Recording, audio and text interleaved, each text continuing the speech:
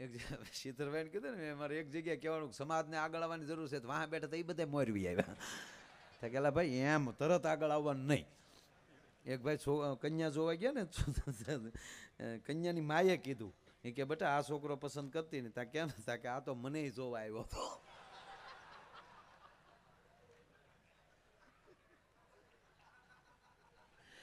હા ખરેખર તમે બધા જવાનો ભાગશાળી છો, જોવા જઈ શકો છો. પસંદગી મેળા હાલે છે હવે. હું નાયત આગળ વધી છે. ભાગશાળી છો, વડીલોને પૂછો. નાનપણમાં બધું વગપણ ને બધું થઈ જતું. જોવાનો પ્રોગ્રામ જ નહોતો. એ તો ઘરે આવીને ઘૂંઘટ ખોલ્યા ત્યારે ખબર પડી કે આ આપણા ભાઈ ગુલોરાણી ભાઈ છે. હવે તારું ગામડામાં જોવાનું ચાલુ થઈ ગયો. હા એક જણો જોવા ગયો ઓલે ગામડાની ભોળી દીકરી બિચારી રૂમમાં બેઠેલી છોકરીને બાપાએ છોકરો ને છોકરાને બાપા આવ્યા એટલે એ બે વડીલો બેઠા ને છોકરાને કીધું જા બેટા રૂમમાં જા વાતચીત કરજો મારો દીકરો જાઓ. તે ઓલા રૂમમાં ગયો જાણે આમ વાડામાં બકરું જાય એમ. હવે આપણો પ્રોગ્રામ ચાલુ થાય છે. વહેલા વૈયા ગયા એ બધા ખોટમાં છે. હવે તમે જુઓ ટેન્શન બધા એ મોજ કરો ને બોલા માણા. આપણી પાસે ટાઈમ ટુ ટાઈમ જ છે. હા કારણ કે તમે કેદી હાથમાં આવો પછી શું ખબર. હા બરોબર ને વીડિયાવાળા ભાઈ. હા સરસ ઉતારો છો. પોતાનું કારક ઉતારો કે નહીં.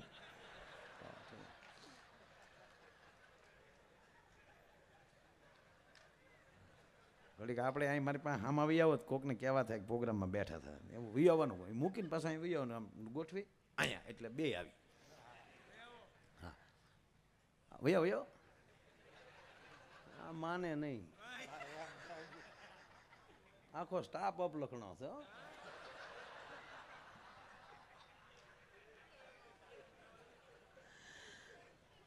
સારા મિત્રો છે બધા તો જ કહેવાય ને નગર તો એ ઘોડી હોતા ટેજમાંથી ન આવે. સારા છે ના માઇક વાળો બહુ સારો છે. એ કાંઈ કરે નહીં આપણે કંઈક આપો આપો તો દાંત જ કાઢી નાખે.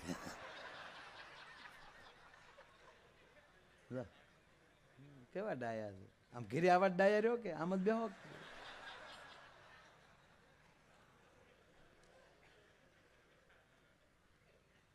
સરસ. શું વાત કરતા હતા આપણે કેટલે પગ્યા હતા આપણે રૂમ સુધી પગ્યા હતા. ઓલો ઓરડામાં ગયો ઓલી બિચારી ગામડાની આમ નહીં ભાઈ બિચારી ભોળી દીકરી તો ઓલો છોકરો જે આમ અંદર આવ્યો તો દીકરી ઊભી થઈ ગઈ. આવો ભાઈ આવો. હે ભાઈ તમે કેટલા બેન ભાઈ તા કે બે ભાઈ ને એક બેન હતા આજથી બે બેન ને બે ભાઈ. ઘા બધી બારો તેને બાપાને કીધું કા બટા રેડી તા આ બાપા રેડી તમારે એક બેન દીકરી વધી ને મારે એક બેન વધી. નો ભાવે ધંધો ન કરાય. અને એમાં જે આમ તાજા આમ જોવાઈ ગયા ને એ આમ છોકરો બેઠા હોય ને એ ત્રાહી નજરે જોવા જેવું હોય. એવા બેઠા હોય ઓલો એવડે એમ ડાયો ડમરો થઈને આમ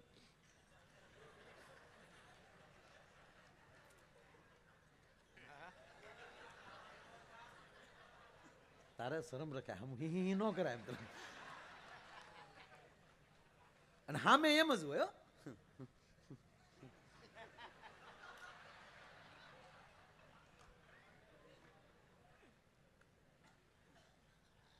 અને એમાં અત્યારે તો પહેલા તો એવું હતું કે છોકરી છોકરાના સંબંધ થઈ જાય પછી પ્રસંગોપાત ઘરેણા મોકલતા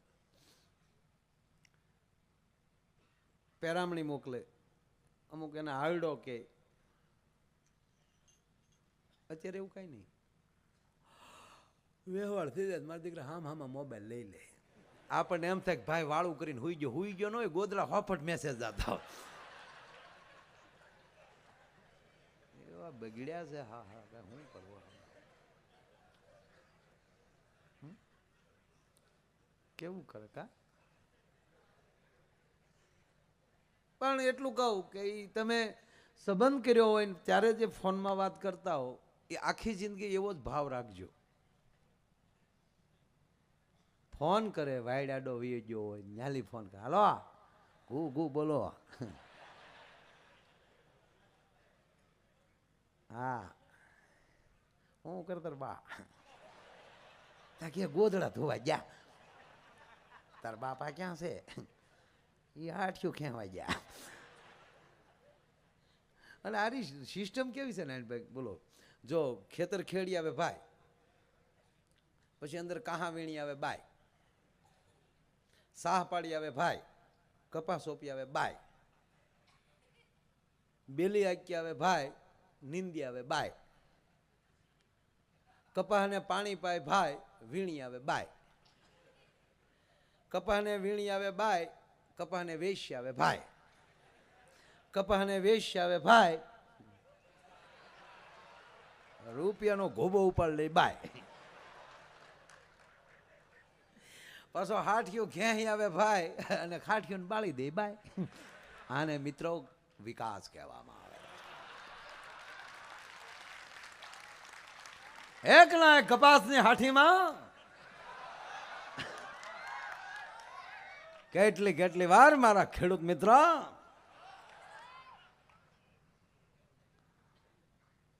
બદલી કેટલી થાય છે. ઇતિહાસ તો જુઓ હાઠિયાનો બેનો ભાઈ. કોક દી જીંડવાને પૂછો બેના ભાઈઓ, તમે કોક દી જીંડવાને પૂછો.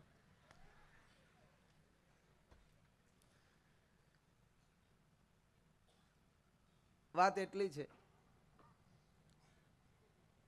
હા હાસ્યમાં ન કાઢતા વાત, કે જેવી રીતે તમે પહેલી વાર ફોનમાં વાત કરો છો એટલી દૂરી હોય, એટલા દૂર હોવ તો એકાબીજીના વાઇબ્રેશન કામ કરતા હોય છે. શરીરના હાવભાવ ફરી જતા હોય છે ખાલી અવાજથી. સામેથી સહેજ બોલવાનું બંધ થાય તો આલી પુરુષ ગળગળો થતો હોય. અમુક તો એટલા ગળગળા થઈ જાય આપણે એમ થાય કે આગળ ઓગળી જાય ને ડબલે ડબલે ડોલમાં ભરવો પડી છે.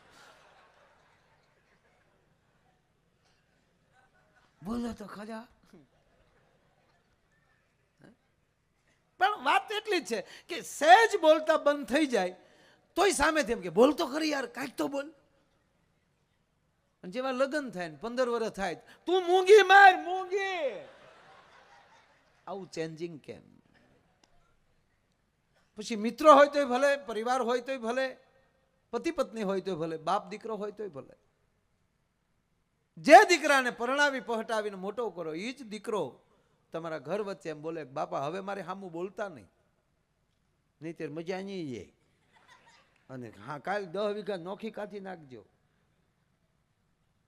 ક્યાંથી આવે છે?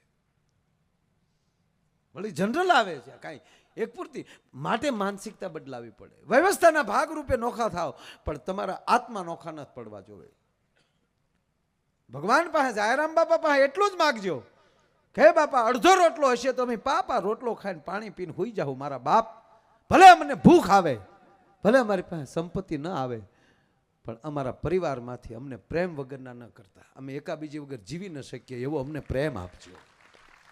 અને બહુ સારી વાત કરી ભાઈ, ભેગા રહેજો તો કિંમત વધશે. બાપુ પધારો. તમને બીજી વાત કહું કે તમે આ ફ્રૂટ માર્કેટમાં જાઓ, ફ્રૂટ મળતું હોય તો કેરીનો ભાવ વધારે હોય કે કેળાનો?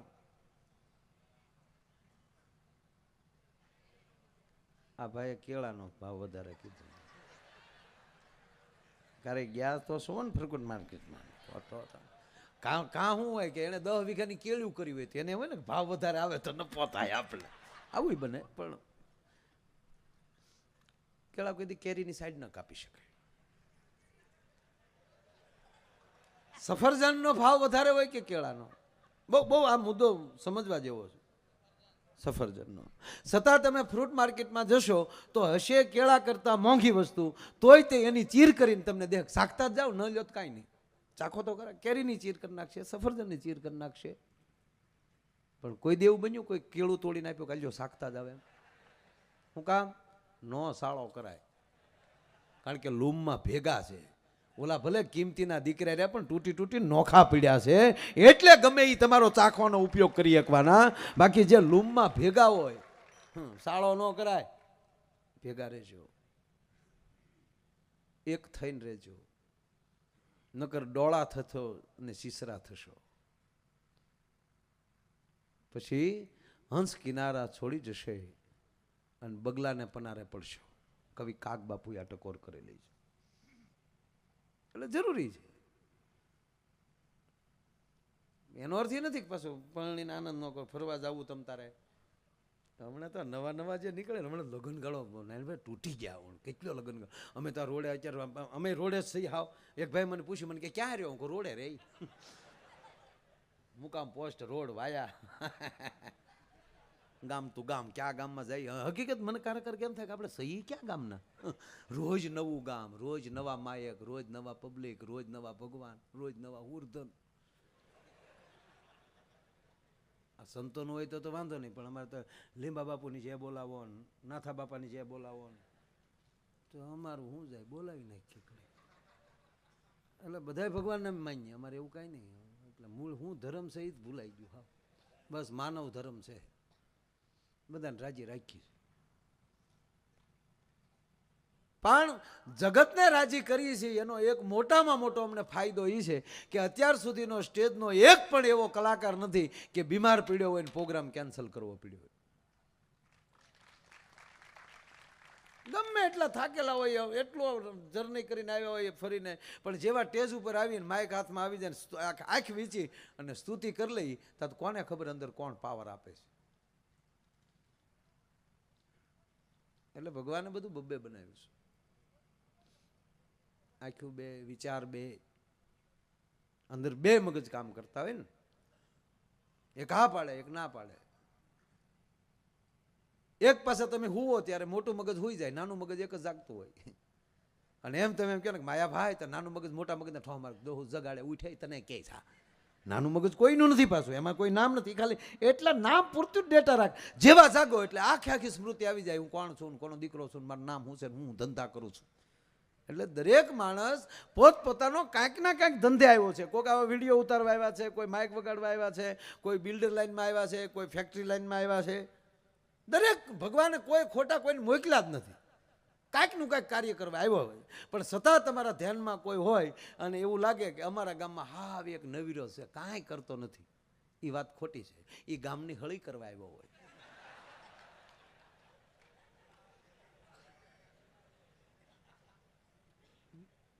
આમ તો આવતું જ નથી કોઈ.